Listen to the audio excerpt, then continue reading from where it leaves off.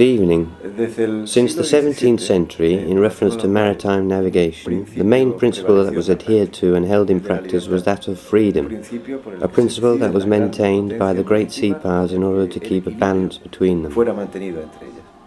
The transition of qualifying the seas from res nullius to res communis began to favour the major powers. Its sea appropriation, was something of a factual nature, which meant that the principle of freedom was beneficial to those who could apply it. Earlier, in the mid-16th century, Fernando Vazquez de Menchaca defended a formulation of the principle of freedom of the seas, which had prevailed to this day in the law of the sea.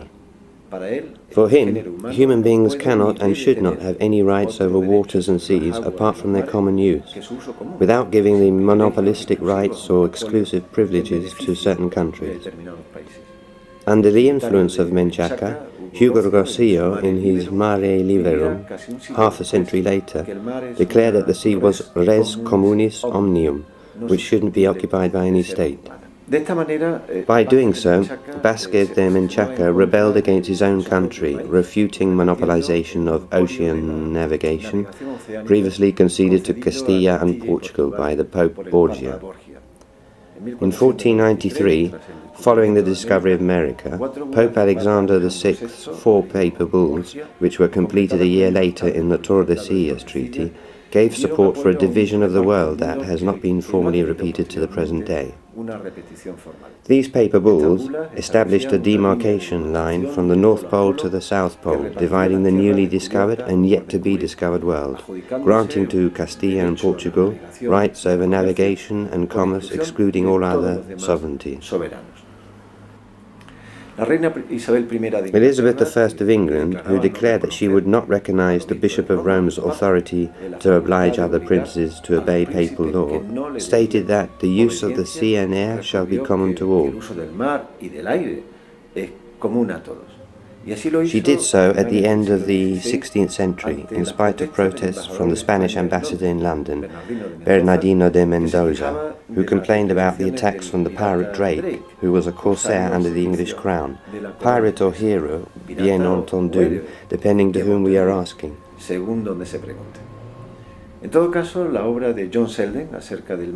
In any case, the work of John Selden about Mare Clausum was also the basis of the English official doctrine on this subject. Selden, unlike the Portuguese Serafim de Freitas, did not support the monopoly of oceanic navigation, but rather the monopoly rights on the nearby sea, although both doctrines were against the entire Mare Liberum with similar political intention.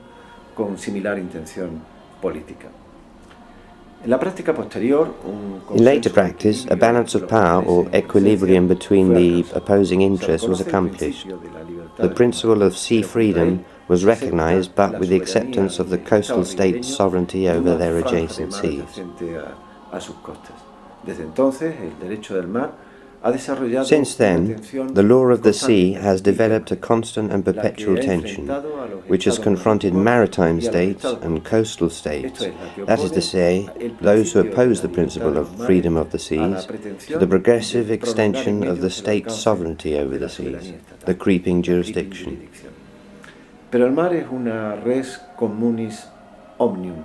But the sea is a res communis omnium, whose dialectics, as mentioned before, do not completely describe, at least nowadays, the present-day interests and discrepancies. The international law of the sea nowadays, along with the traditional function of defining and distributing the commerce between nations, also includes concerns over the sustainability of marine environment and its richness.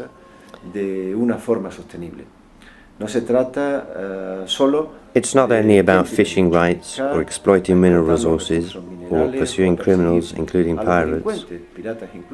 Fish and pollution can't appreciate the imaginary demarcation lines which have been drawn up by law. Moreover, it not only affects coastal states and states with huge fishing, commercial or military fleets, but also of all humanity and the international community as a whole, because the sea, as Vazquez de Menchaca defended, is a res communis omnium.